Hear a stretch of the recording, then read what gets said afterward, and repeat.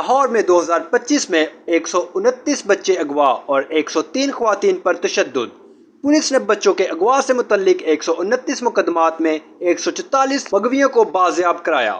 لاہور خواتین اور بچوں کے حوالے سے جرائم کے تشویشناک اعداد و شمار منظر عام پر آ گئے ہیں، جس میں انکشاف ہوا ہے کہ 2025 کے پہلے 3 ماہ کے دوران لاہور میں 100 سے زائد بچوں کو اغوا کیا گیا اور اتنی ہی تعداد میں خواتین پر تشدد کیا گیا۔